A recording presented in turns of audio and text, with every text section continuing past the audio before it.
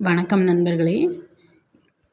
என் பையனுக்காக கேரட் ரசம் செஞ்சுருந்தேன். அதை எப்படி செய்யலான்னு பார்க்கலாம் வாங்க.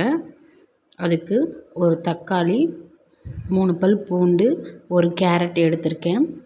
அதை ஒரு குக்கரில் கொஞ்சமாக எண்ணெய் சேர்த்தி முதல்ல தக்காளியை சேர்த்துக்கலாம்.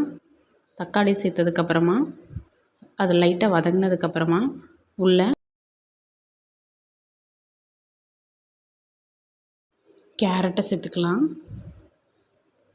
கேரட்டை சேர்த்துனதுக்கப்புறமா அது நல்லா ஒரு நிமிஷம் எண்ணெயில் வதக்கிக்கலாம்.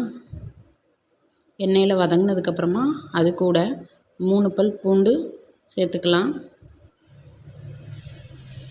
3 பல் பூண்டையும் சேர்த்து வதக்கிட்டு கொஞ்சமாக மஞ்சள்தூள் சேர்த்துக்கலாம். ஒரு டம்ளர் தண்ணி சேர்த்து 2 விசில் விட்டு வேக வச்சு எடுத்துக்கலாம். ஒரு கடாயில் கொஞ்சமாக எண்ணெய் சேர்த்து கடுகு போட்டு பொரிஞ்சதும் சின்ன வெங்காயம், கருவேப்பிலை சேர்த்துக்கலாம். சின்ன வெங்காயம், கருவேப்பிலையும் நல்லா பூண்டு, கேரட், சீரகம், மிளகு, தக்காளி இதை பேஸ்ட் பண்ணி வச்சுருக்கேன். அதை உள்ளே சேர்த்துக்கலாம்.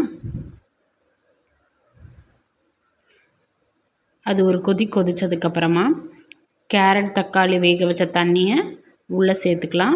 கொஞ்சமாக பெருங்காயத்தூள் சேர்த்து இறக்கிக்கலாம். ஃபுல் வீடியோ பாருங்கள், லைக் அண்ட் சப்ஸ்கிரைப் பண்ணுங்கள்.